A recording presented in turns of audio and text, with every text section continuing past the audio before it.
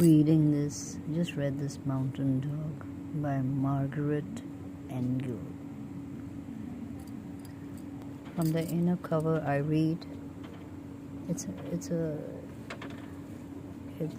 a tale about a boy and a dog that begin the adventure of a lifetime. So look at that. So in the note to the readers, she says the characters and the mountain dogs are imaginary, but the story was inspired by a real boy and real dogs. So just read for yourself and see for yourself. So that's the author of the book, writer, with two dogs here. On the back jacket it's written, in the morning when Gabe stares into my, that's a dog, stares into my eyes, I feel like I can see his dog thoughts, his memories. See what the dog has to say about boy training. And he writes, how do I train a boy? I try to show him how to be joyful, just walking and running and chasing roundness. But each time Tony goes back down to the flatlands, he comes home smelling like sorrow. He writes so cute. Again, I'm reading the chapter on Gaby the dog. He says, Gabe the dog sharing. He talks about the boy as the name is Tony, that he smells so lonely that I try to share my food, my water, my toys, but all he wants is company. So I take him outside and we run round and round in dizzy circles until finally we fall down and laugh together. Here I'm reading from the boy's point of view.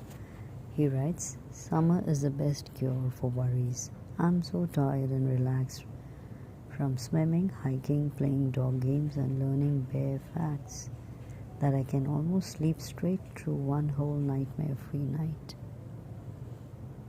And then he goes on to write that maybe that's why my dog nose blog grows more confident and number rich each day as I learn that people shed 40,000 skin cells per hour, creating a trail of scent that a long dog nose can follow using all 230 million scent receptors, 100,000 times, 1 lakh times more sniffing ability than the amount of smell skill in a short human nose. It sounds like magic, but it's science.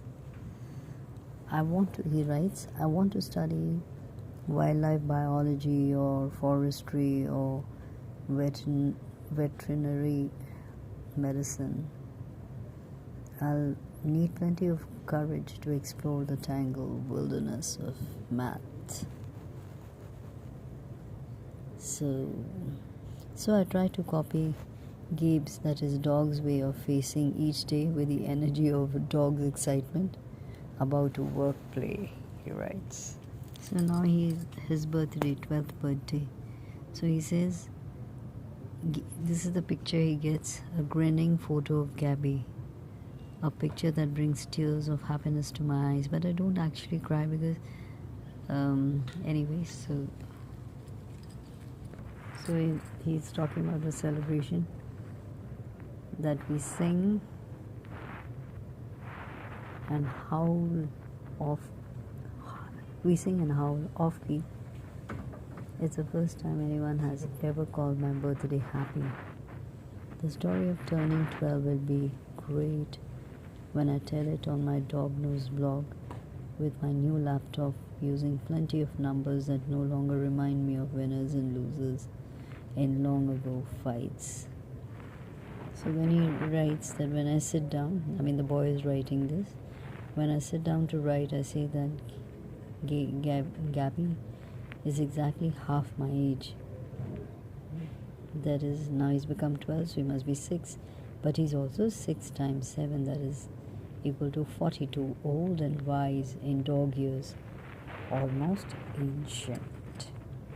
find out what happens when he gets lost. And he writes, so many emotions churn through my head that I feel like a baby elephant trying to learn how to use its long, clumsy nose. He writes, I'm sitting with my back against an incense cedar tree, where the red bark smells like the smoky air around those praying women, etc. I mean, it's nice. You just go through the book. Can't give many spoilers. You must read, and this is the ISBN. I mean, I found it so quaint. I mean, the dog telling his story, or his thoughts, and the boy. So cute. A must read.